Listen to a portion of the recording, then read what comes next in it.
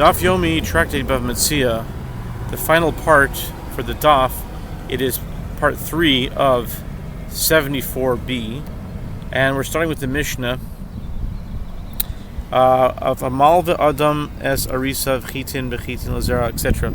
A person may lend wheat to his sharecroppers in exchange for wheat for the purpose of seeding, meaning that he may lend them a quantity of wheat with which to seed the field. At a harvest time, the sharecropper will add the amount of grain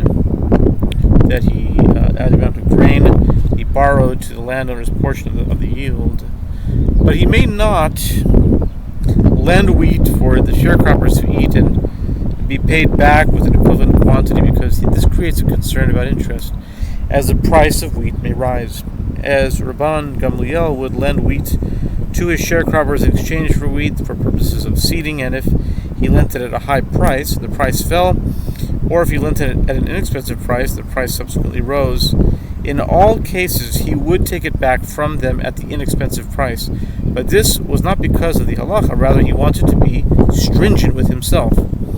Okay, the Gemara, the Talmud states, the sages taught in Braita, Tana Rabbanan, we learned that in Braita, a person may lend wheat to his sharecroppers in exchange for wheat for the purpose of seeding.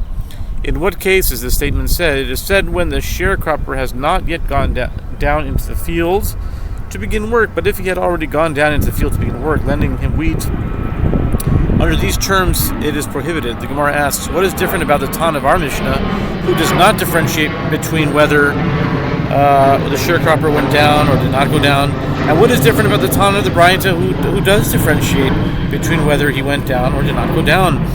Rava said, Rabbi Edi explained the matter to me.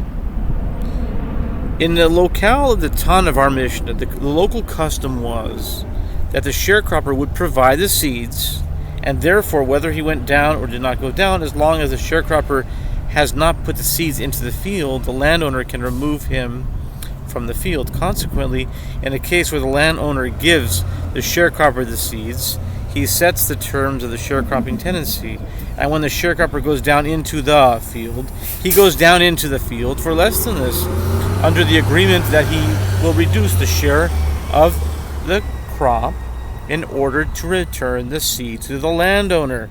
By contrast, in the locale of the Tana of the Braita, the landowner is the one who would provide the seeds. So if he has not yet gone down into the field, the landowner can remove him, and therefore when he goes down into the field, he goes down for less than this.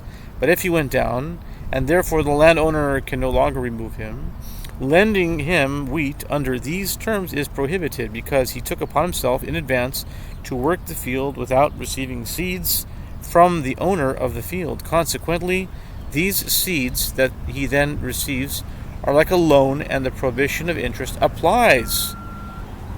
Tana Rabbanan, the sages taught, a person may say to another,